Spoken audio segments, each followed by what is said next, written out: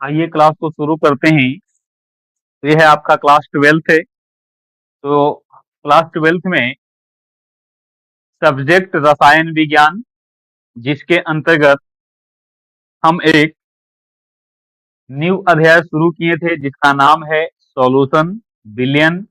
उस बिलियन के अंतर्गत आज हम लोग डिस्कस करेंगे अनुसंख्य गुण धर्म को। तो आइए हम लोग समझने का प्रयास करते हैं कि अनुसंख्य गुण धर्म क्या होता है। तो देखिए, अनुसंख्य गुण धर्म रियली में है क्या। तो अनुसंख्य गुण धर्म एक प्रकार के क्या है, एक प्रकार के गुण धर्म है, एक प्रकार के क्या है, गुण धर्म है। तो इसमें क्या होता है ना कि कोई बिलियन होता है, कोई बिलियन होगा, तो इस बिलियन में आपको विलेय भी उपस्थित रहता है। बिलियन में दो घटक होते हैं, जिसमें से एक को विलेय कहते हैं और एक को विलायक कहते हैं। तो देखिए, ये बिलियन की क्या है, ये बिलियन की एक गुण धर्म है। बिलियन की क्या है, गुण धर्म है। जिस बिलियन में कोई विलेय पदार्थ उपस्थित रहेगा तो कहा जाता है कि विलेय की ये संख्या पे निर्भर करेगा। मतलब देखिए, अनुसंख्य गुण धर्म एक बिलियन का क्या है, गुण धर्म है या गुण है। जो बिलियन में उपस्थित, बिलियन में जो उपस्थित घटक है, वो घटक में विलेय होना चाहिए और विलेय की संख्या पे निर्भर करता है। संख्या का मतलब कि यहाँ पे हम लोग कॉन्सेंट्रेशन टर्म से समझेंगे। तो विलेय की संख्या पर निर्भर करता है और इसी गुण धर्म को हम लोग क्या कहते हैं, इसी गुण धर्म को अनुसंख्य गुण धर्म कहते हैं। तो देखिए, आप लोग सिंपल सा शब्दों में समझ लिए होंगे कि अनुसंख्य गुण धर्म रियली में है क्या। तो यह एक बिलियन की प्रॉपर्टी है, यह एक बिलियन की गुण है, यह एक बिलियन की विशेषता है। जो बिलियन में उपस्थित जो विलेय है, विलेय या विलेय का जो कण है, वह संख्या पर निर्भर करता है, न कि उसके प्रकार पर और ना ही उसके प्रकृति पर। यानी कि a directly proportional to its number, its number. और यही प्रॉपर्टी आपका और हमारा क्या कहलाता है, यही प्रॉपर्टी आपका और हमारा अनुसंख्य गुणधर्म, इंग्लिश में अगर इसको फेंकना चाहेंगे तो बोल सकते हैं कॉलिगेटिव प्रॉपर्टीज। ये आपका निम्नलिखित होते हैं, जो कि आपको यहाँ पे स्पष्ट रूप से दिख रहा होगा। कोलिगेटिव प्रॉपर्टी आपका निम्न है, जैसे कि पहला आपका है वाष्प दाब का आपेक्षिक अवनमन। दूसरा आपका है, इसको इंग्लिश में बोलेंगे तो RLVP बोलते हैं, रिलेटिंग लोबरिंग ऑफ वेपर प्रेशर। उसके बाद है आपका क्वथनांक का उन्नयन, इसको बोला जाता है एलिवेशन इन या elevation of boiling point, boiling point यानी कि बीपी। हिमांक का अवनमन, जिसको बोलते हैं डिप्रेशन ऑफ फ्रीजिंग पॉइंट। और लास्ट आपका हो जाता है ऑस्मोटिक प्रेशर। ये जितने भी बात मैं आपको बता रहा हूँ, ये पूरा स्लाइड बना हुआ है, स्लाइड के माध्यम से ही बताएंगे, क्योंकि इसमें हम कम से कम लिखने का प्रयास करेंगे, लेकिन इसमें समझाने का हम 100% प्रयास करेंगे कि आपको समझ में आ जाए। हम चाहते तो बिना स्लाइड के माध्यम से भी आपको बता सकते थे, लेकिन वहां पे थोड़ा सा क्या है ना कि लिखने में ज्यादा इस पे समस्याएं होती है, इसीलिए हमने ऑलरेडी पहले से आपको स्लाइड यहाँ पे प्रिपेयर कर दिया है। उस स्लाइड के माध्यम से, पीपीटी के माध्यम से हम लोग इसको आसानी से समझने का प्रयास करेंगे। तो चलिए, अभी तक हम लोग क्या देखे हैं, तो अभी तक हम लोग देखा है यहाँ पे कोलिगेटिव प्रॉपर्टी, वैसा प्रॉपर्टी, बिलियन का वैसा प्रॉपर्टी जो किसको पे निर्भर करता है, बिलियन में उपस्थित विलेय के कणों की संख्या पर निर्भर करता है, ना कि वो विलेय की प्रकार पे और ना ही विलेय की प्रकृति पे। यहाँ पे एग्जाम्पल आप लोगों के सामने यहाँ पे दिया गया है कि अनुसंख्य गुणधर्म निम्न है, वाष्प दाब का आपेक्षिक अवनमन, क्वथनांक का उन्नयन, हिमांक का अवनमन और एक है ऑस्मोटिक प्रेशर। को अगर अब यहाँ पे क्या करेंगे कि सबसे पहले हम लोग बारी बारी से सबको एक एक करके इसको हम लोग अध्ययन करने वाले हैं। तो अब पहला चलेगा आपका वाष्प दाब का अवनमन। तो वाष्प दाब के अवनमन से पहले हम लोग देखते हैं वाष्प दाब का, देखिए ये है आपका वाष्प दाब का आपेक्षिक अवनमन। इससे पहले एक टॉपिक होता है जिसका नाम है वाष्प दाब का अवनमन। कहा जाता है कि कोई आपका शुद्ध विलायक होगा, विलायक के रूप में हम जल ले सकते हैं।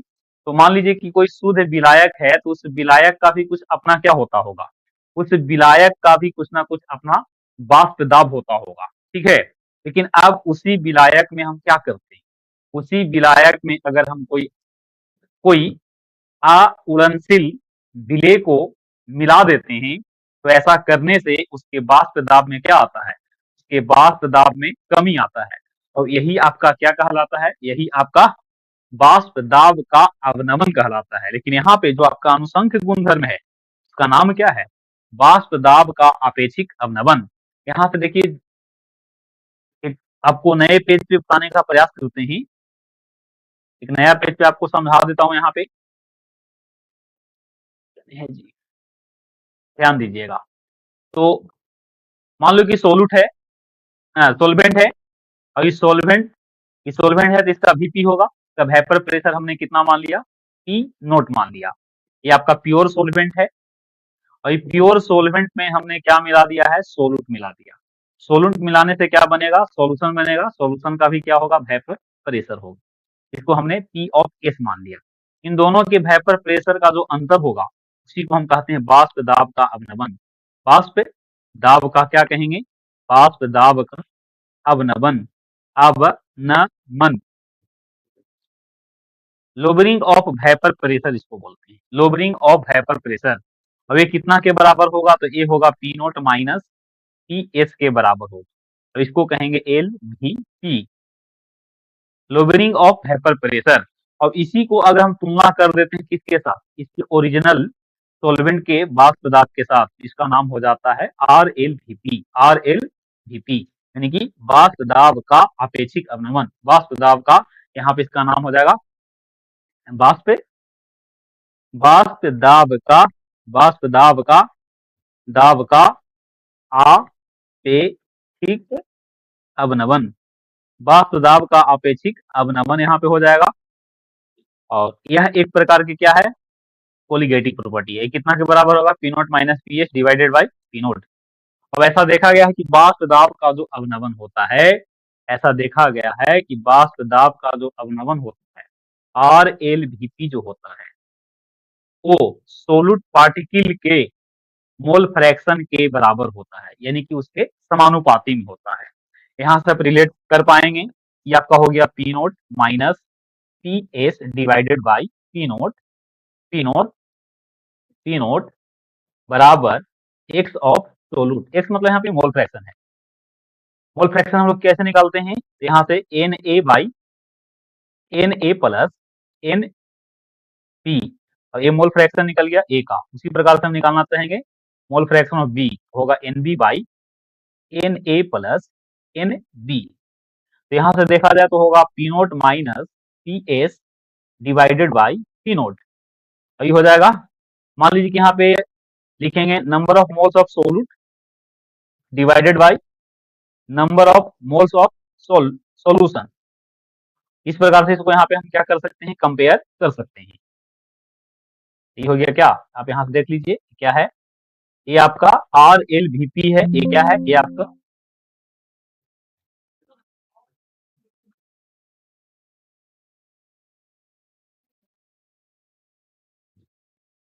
ये आपका है RLVP, और यहाँ से हो गया एक्स ऑफ सोलूट, एक्स ऑफ सोलूट।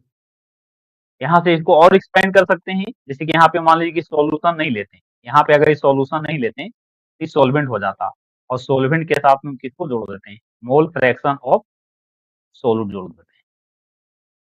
तो ये आपका क्या है, ये आपका कोलिगेटिव प्रॉपर्टी है, तो किसको पे निर्भर करता है, ये निर्भर कर रहा है डिपेंड डिपेंड अपॉन